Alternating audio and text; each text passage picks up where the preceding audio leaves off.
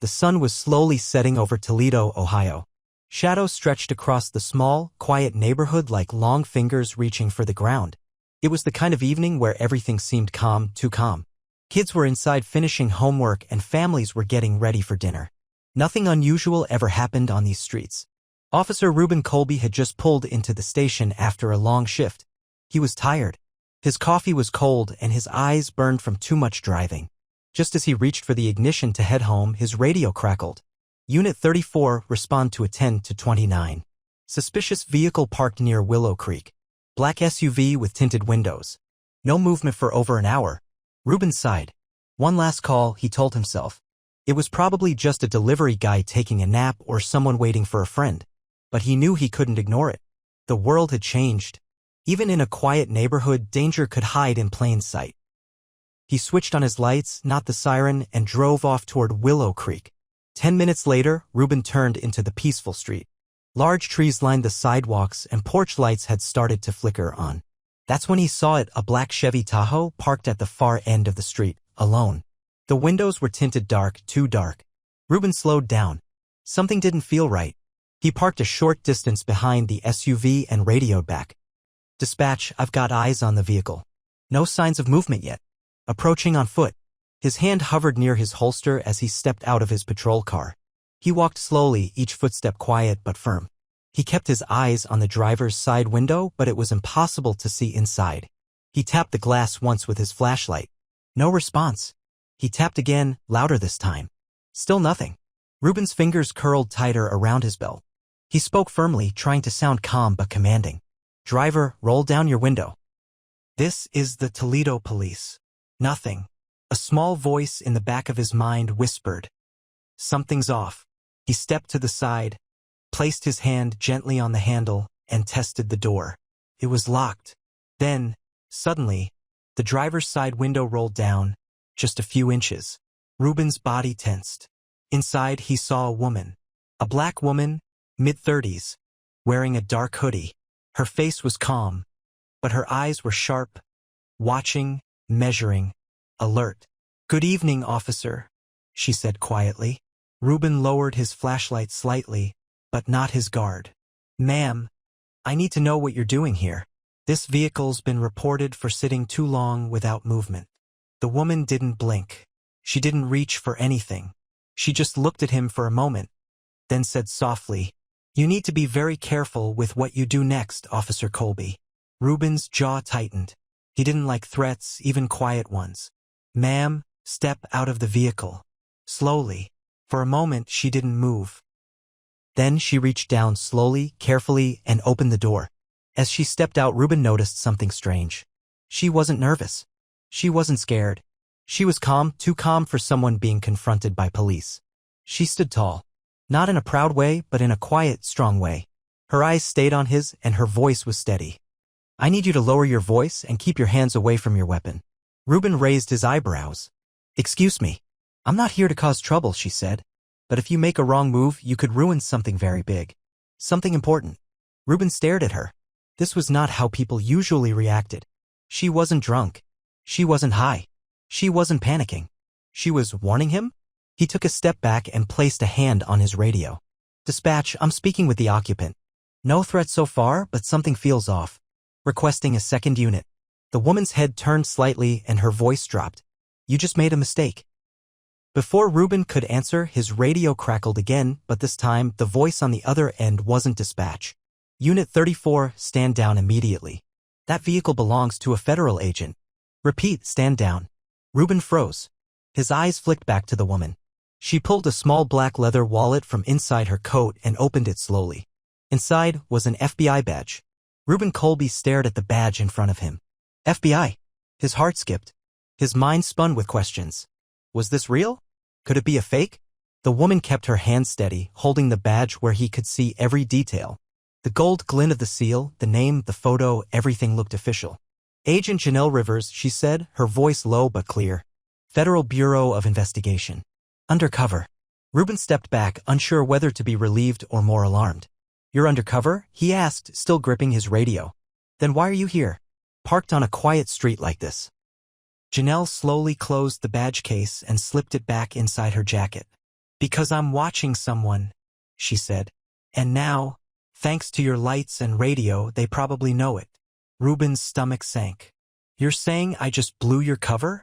You didn't just blow my cover, she said. You might have blown an entire operation.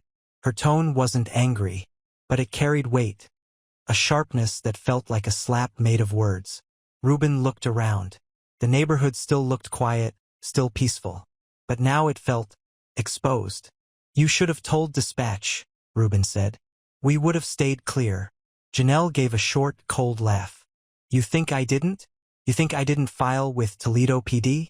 You're the third officer who's approached me in 2 weeks. Ruben's face flushed. Embarrassment crept into his chest. He had been doing his job, yes, but now it felt like he'd messed up something bigger than he understood. Why didn't they put a flag in the system? He asked aloud, more to himself than to her. They did, she replied. You didn't see it? Ruben swallowed hard. He looked at the Tahoe again. Tinted windows. Quiet engine. Not a sound. It was the perfect watch post. Who are you watching? He asked, his voice lower now. Janelle narrowed her eyes. She didn't answer. You don't need to know that, she said. What you need to know is that you just made it harder for me to do my job. A job that might save lives. She took a step closer, not threatening, just direct. You're used to small crimes. I get it. But I'm chasing people who move weapons across states. People who hide children. People who disappear others like they were never born. That's the level I'm working on. Ruben's mouth went dry. You're on a case like that right now? I'm always on a case like that, she said. A car passed slowly behind them. Ruben turned his head slightly to follow it. Janelle didn't move. Her eyes stayed focused, like a hawk that never blinks. Look, he began, trying to steady his voice. I was just doing what the report said. Suspicious vehicle. No movement. I didn't know. I know, she said. And I'm not here to make trouble for you. I don't want your badge. I want your help. Ruben blinked. Help? She nodded. You're a local officer. People trust you. People talk to you. You hear things I don't. If you really want to make it right, stay close. Keep your ears open. Report anything that feels off. He hesitated. Was she recruiting him? You want me to be your eyes? For now, she said. Until this ends. And it will end. One way or another. The streetlight above flickered, casting both of them in a pale glow. Ruben felt something shift in that moment. The woman in front of him wasn't just an agent. She was something else. A protector. A ghost in the system. Someone living between light and shadow. And he was just beginning to understand what that meant. The night had grown darker. Clouds now covered the moon, casting a heavy silence over the street. Officer Ruben Colby stood next to Agent Janelle Rivers, his mind racing. This wasn't how his evening was supposed to go. One moment, he was responding to a simple call. The next, he was standing beside a federal agent involved in something much bigger than he imagined. Janelle leaned against her Tahoe, scanning the houses ahead. Her eyes didn't rest for a second. You see that brown house? The one with the blue trash bin. Ruben looked. A normal house. Nothing strange. The lights inside were off. A small dog barked behind a nearby fence. Yeah, what about it? The man inside is not who he says he is, she replied. His real name isn't on any records. His phone pings don't match his job hours. And someone matching his build was spotted leaving a warehouse last week. Right after a van full of stolen weapons disappeared. Ruben's jaw tightened. You think he's armed? Janelle nodded. I think he's much more than that. The wind blew lightly, carrying a faint sound of music from a house down the street. Children's laughter drifted from somewhere nearby. But here, in this small circle of light between them, it felt like a battlefield waiting to happen. Ruben lowered his voice. Why not arrest him now? Call for backup, move in, get it over with. Janelle turned her head slowly toward him. Because I'm not here for just him. I'm watching for a signal. A contact. Someone bigger. If I move too soon, we lose the network. If I wait, I might catch them all. Ruben was silent. This wasn't just some guy with a stolen car or a fake ID. This was a web, and Janelle was walking the edge of it alone. So, what happens if they suspect you now? He asked. Because of me? Janelle exhaled slowly. For the first time, she looked tired. Then I disappear. I change everything. New car, new name, new place. And we start again. But that also means another few months, maybe a year. Before we're this close again. Ruben felt a deep guilt sink in. I'm sorry, he said. I was just trying to do my job. She gave a small, tired smile. You were. And that's why I'm still talking to you. You didn't pull your weapon. You asked questions. That matters. There was a long silence. Janelle walked slowly to the back of her SUV and opened the hatch. Inside was a black case. She opened it and pulled out a tablet. Look at this. She handed it to Ruben. He saw grainy images from what looked like street cameras, photos of a man carrying a metal box entering the same brown house. Then another image, a map with red circles drawn in clusters. All the circles were near schools, parks, crowded places. What is this? He asked, his voice hushed. Possible drop zones, she replied. Places they might move the weapons or worse. Ruben's hands felt cold. You think this could lead to an attack? Janelle didn't answer. Her silence was answer enough. He handed the tablet back. Tell me what you need me to do. Janelle's eyes met his again. For the first time, there was a hint of trust. Stay alert. If anyone asks about tonight, tell them it was a false alarm. A parked car. Nothing else. Keep eyes on the brown house when you can. And if anything feels strange, you call me. Not dispatch. Me. She handed him a card. It had no name. Just a number. Ruben took it carefully like it was made of glass. I won't mess it up again, he said. You better not, she replied. Because the people we're after, they don't give second chances. Ruben Colby sat in his cruiser a few blocks away from Willow Creek. His headlights were off. The engine was silent. In his hand, the card agent Janelle Rivers had given him felt heavier than any badge he'd ever worn. He watched the neighborhood through his windshield. Peaceful as always. But now everything looked different. That brown house, the trimmed yard, the quiet porch light, it all hid something much darker. He glanced at the clock. 11:38 p.m. He hadn't planned to stay long. But after what Janelle had told him, he couldn't just go home. He needed to see something, feel something that told him she was wrong. That there was no danger. That he hadn't stepped into a world far deeper than his boots could handle. But the street was too quiet. His radio sat on his shoulder waiting. Suddenly, it crackled to life. Unit 34, what's your location?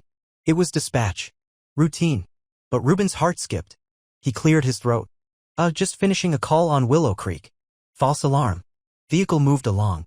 A short pause. Copy that. Be advised, state just flagged a black SUV with out-of-state plates. Matches one seen near a warehouse break-in. Suspect vehicle is a black Chevy Tahoe. Ruben sat up straight. That couldn't be right. Repeat, dispatch? Black Chevy Tahoe. Out-of-state plates. Suspected connection to stolen arms case. If seen, do not engage, report immediately to Federal Task Force. His pulse raced. It was Janelle's vehicle. Was this a mistake? A miscommunication? Or something else? He reached for the card in his coat pocket. The one Janelle had given him. No name. Just that number. He punched it into his phone and pressed call. The line clicked once, then silence. Then, a voice, low, alert, ready. Who is this? Officer Ruben Colby. We spoke earlier.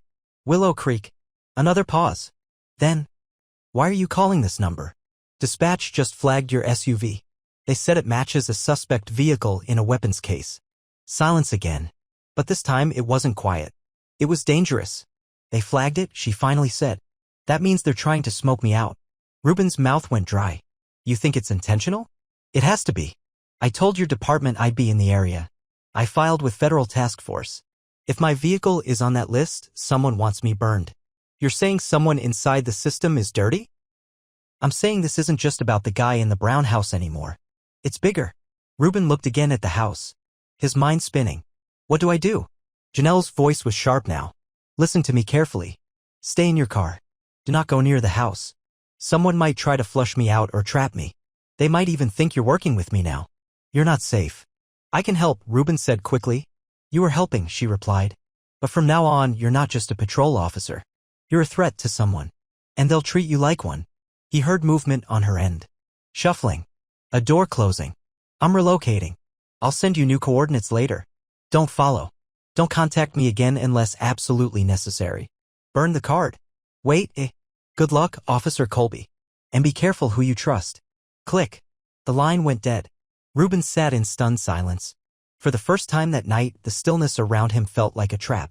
Reuben Colby didn't move for several minutes. His phone rested on the passenger seat, the screen dark, the number gone. The card with Janelle's number still sat in his hand. He looked at it one last time, then slowly tore it in half, just like she'd said. The pieces fluttered onto the floor like dead leaves. That night, he didn't go home. He drove aimlessly for hours, thinking. The quiet hum of his cruiser was the only sound in his world. He passed familiar streets, blinking streetlights, and rows of empty stores. But something inside him had changed. The job he thought he knew, it wasn't enough anymore. 2 weeks later. It had been a strange couple of weeks. No word from Janelle. No suspicious vehicles. The brown house still sat quiet. Reuben watched it every night from his car, far enough to stay invisible. He brought coffee. Sometimes he brought his camera. He logged every visitor, every light that flicked on and off. Nothing obvious. No patterns. But his instincts told him this wasn't over. One night, just after midnight, a dark SUV slowly passed down the street. Not Janelle's. Different plates. Different body style. Paused in front of the brown house. Reuben leaned forward. 2 men stepped out. They moved quickly, no hesitation. One carried a large black case. The other checked a phone, glanced around, then gave a small nod. The porch light flicked once. Then the door opened. Reuben grabbed his radio. Unit 34 requesting immediate backup. Possible arms deal in progress, Willow Creek, Brown House. 2 suspects on foot, armed cases visible. He didn't wait for a response. He stepped out quietly, hand on his weapon, heart racing. But before he could approach, he heard it. A low hum. Then suddenly, a spotlight flashed on from the house next door. Voices shouted. FBI. Hands in the air. Now. Out of nowhere, 5 agents swarmed the scene. Black vests, helmets, rifles up. The 2 men dropped everything. A small case hit the ground and popped open. Inside, wires, devices, guns. Reuben froze. He recognized the woman leading the charge. Same calm posture. Same sharp eyes. Janelle Rivers. She didn't look at him directly, but as the men were cuffed and led away, she gave him the slightest nod. It was enough.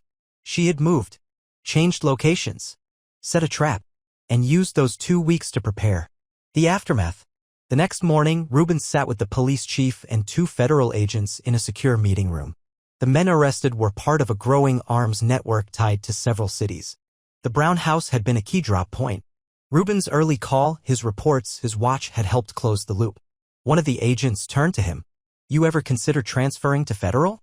Reuben looked at them. He thought about long nights, lonely drives, quiet danger. He thought about how close he came to ruining everything. Then he thought about what Janelle said, that this work wasn't about glory. It was about shadows. Sacrifice. Maybe one day, he replied. But for now, I've got a neighborhood to protect. The agent smiled. As Reuben stood and walked out, he felt lighter. Not because the job was easier now, but because he finally saw the truth. The real work, the important work, wasn't in flashing lights. It was in quiet decisions. Hard choices. Standing between danger and safety even when no one's watching. Final reflection. That night, Reuben returned to Willow Creek one last time. He passed the brown house. Empty now. Quiet again. Just another home on another street. But in his chest, he carried the story that would never make the news. The near miss. The second chance. The night a local cop met an undercover agent and saw the world through her eyes. Yellow square. Final message to the audience. Sometimes the heroes we never see are the ones keeping us safest. Would you have trusted a stranger who told you to stand down? Would you risk your career on a single badge and a whisper of truth? Backhand index pointing right. What would you have done if you were in Officer Colby's shoes? Backhand index pointing right. Do you believe justice can exist in the shadows? Let us know your thoughts in the comments. And if you found this story powerful, don't forget to subscribe to the Arc of Stories for more emotional real-life tales like this one.